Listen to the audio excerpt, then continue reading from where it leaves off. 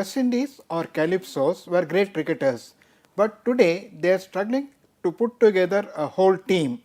We have today with us in TrinityMirror.tv Professor Sri Ravi Chaturvedi, a veteran cricket commentator and writer who has travelled to the West Indies 6 times. Welcome to TrinityMirror.tv, sir. And what are your views on the present status of West Indies cricket? Mr. Ramraj, thank you for some very kind words.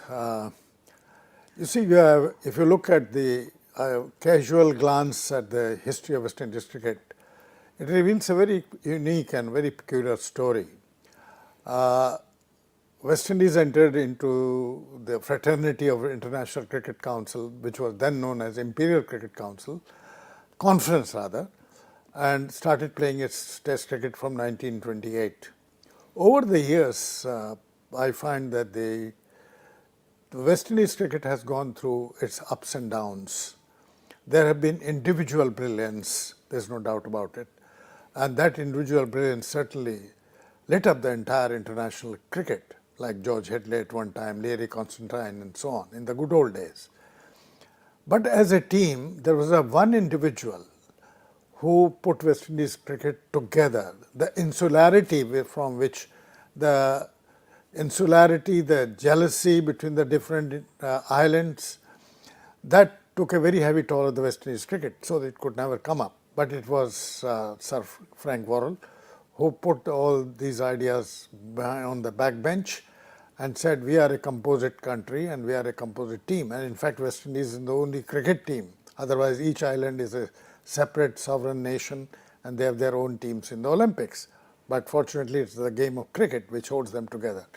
Now, coming back to the basics of your question, yes, if I am asked to comment on it, my simple assessment is that the individual brilliance was one side of the picture. The team of West Indies emerged in 1950s when they bet the England for the first time at Lord's, and they won the 1950 series 3-1 through the battings of three Ws, Frank Worrell, Clyde Walcott and Everton Weekes, and two great spinners. West Indies have never seen such great spinners, barring a time when Lance Gibbs was there, Sonny Ramadine and Valentine.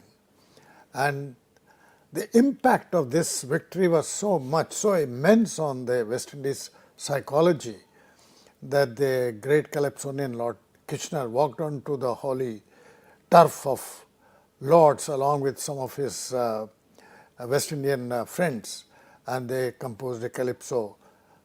They praised the role of Valentine and Ramadine, saying those two great pals of mine, Ram and Val. So that was it.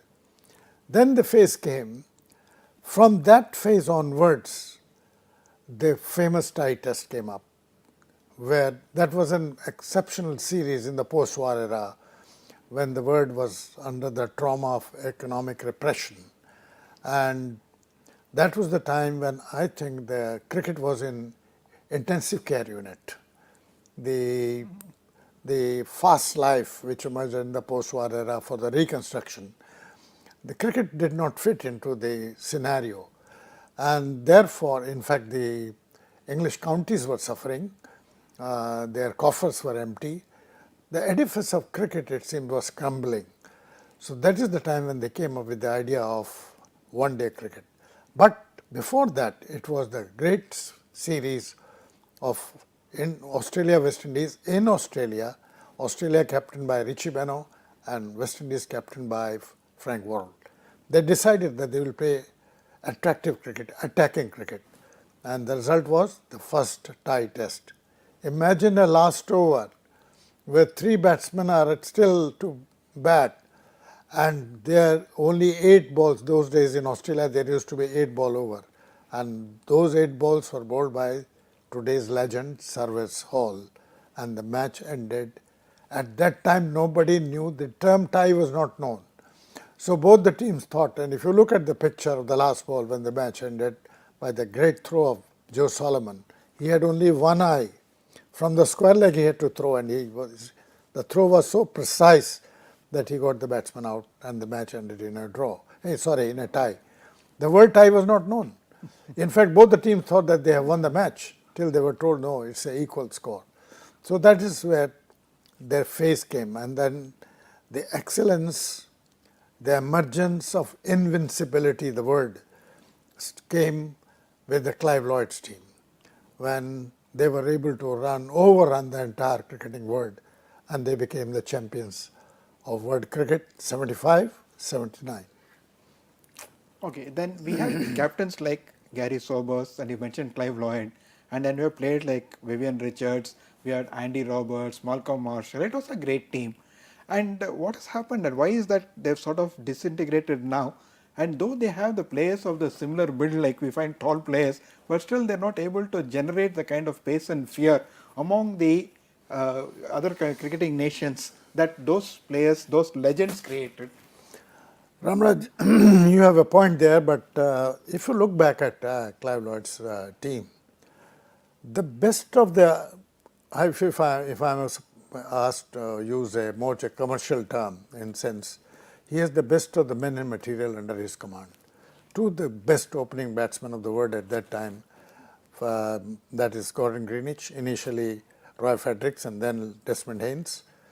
Then the master blaster, Viv Richards, the most destructive batsman the world of cricket has seen, followed by a very dynamic pocket-sized dynamo, Alvin Kalicharan, and then Captain Lloyd himself.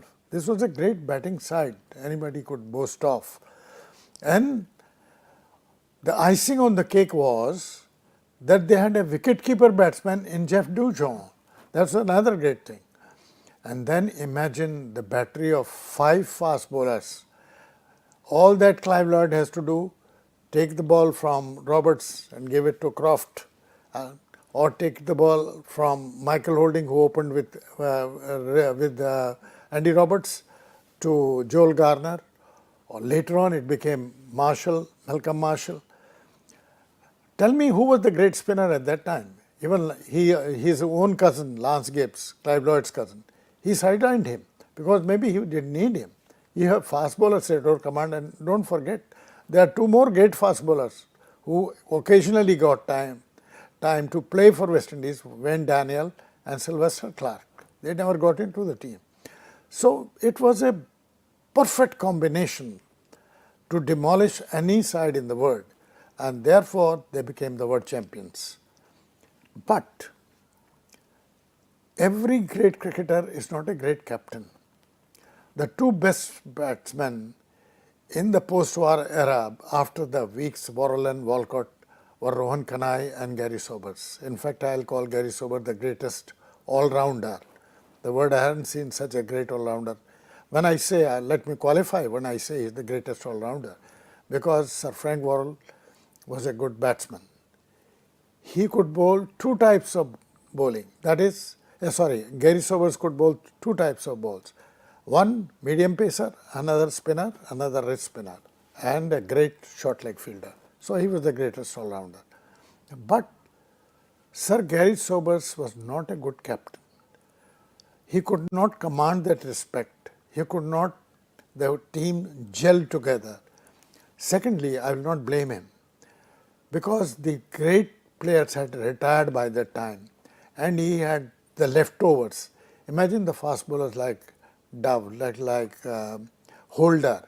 They were medium pacers. They were not hurricane fast bowlers as Lloyd had, or the earlier ones like Larry Constantine or Francis or Manny Martindale. They were not that ferocious fast bowlers. And they had some spinners which were not quality spinners as India had.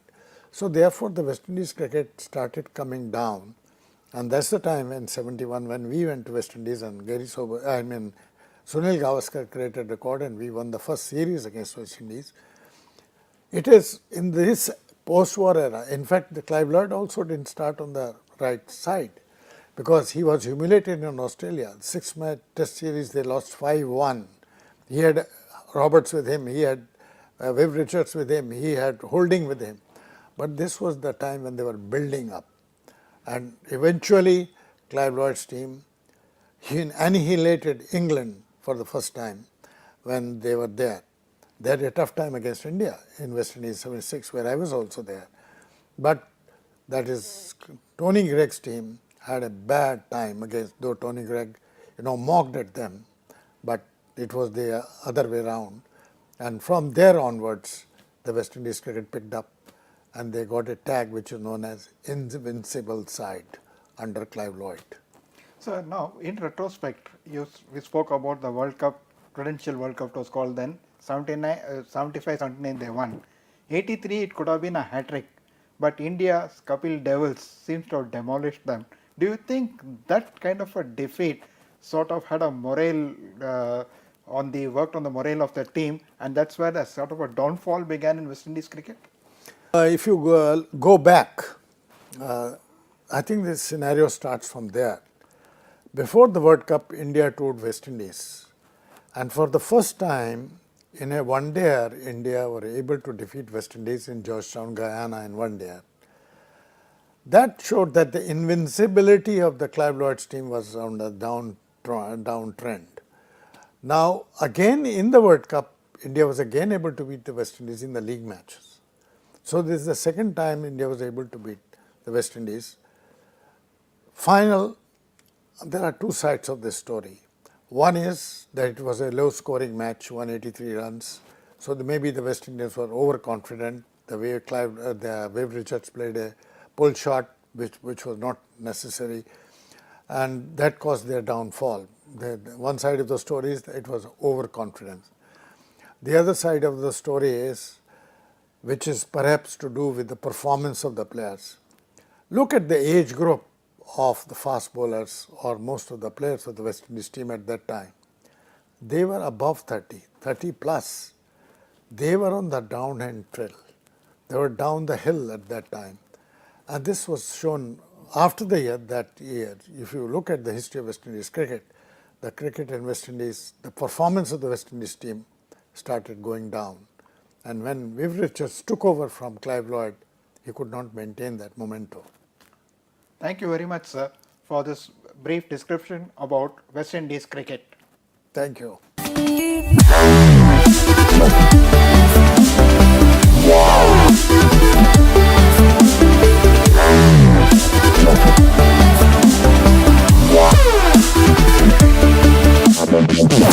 Wow.